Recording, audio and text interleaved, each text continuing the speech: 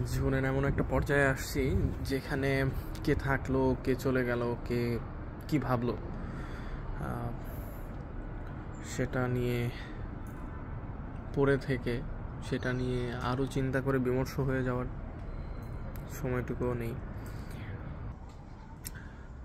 এতটুকু জানি আমি যে আমি কখনো আমার বাবা মাকে ধোঁকা দেব না, ইনশাআল্লাহ। এবং আমার যে অর্জন, আমার যতটুকু অর্জন এতদিন পর্যন্ত, খুব ছোট্ট জীবন, সবারই ছোট্ট জীবনই হয়ে থাকে। কতই বা বাঁচে, 70, 80, 60। হ্যাঁ, তো নাও আই এম, বয়সটা না বলি, বয়স ভালোই হয়েছে মোটামুটি 20+। এই বয়সেও আমার যে যে যত সমস্যা আছে, যা কিছু আছে আমার জীবনের, মানে ছোট্ট থেকে ছোট্ট সমস্যাগুলো আমি আমার বাবা মার সাথে শেয়ার করে থাকি এবং তারা খুব খুব ভালোভাবেই সলিউশন দিয়ে দেন। এবং সবার প্রথমে আমি শেয়ার করি আমার রব আল্লাহর সাথে, তারপর আমি আমার বাবা মার সাথে শেয়ার করি, দেন আমি সলিউশন পাই আলহামদুলিল্লাহ।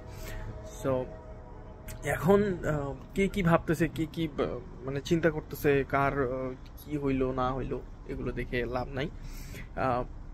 আপনাকে বা যারা মানে পৃথিবীর এই মহাযুদ্ধে, মহাযজ্ঞে টিকে থাকতে চান, তাদেরকে অবশ্যই নিজেদেরকে পরিচালিত করতে হবে, পরিচালিত করতে হবে, আপগ্রেড করতে হবে।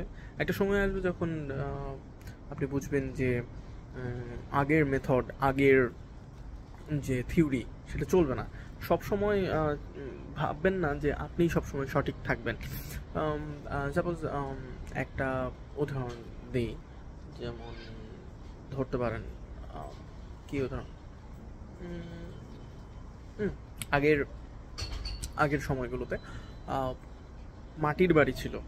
সো মাটির বাড়ি থেকে ধীরে ধীরে ধীরে ধীরে তারপরে আসলো কাঠের বাড়ি, তারপরে এখন ব্রিক এবং এই যে সিমেন্ট, এটার বাড়ি আসতেছে।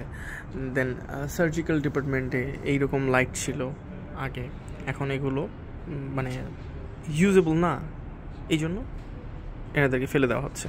So be change.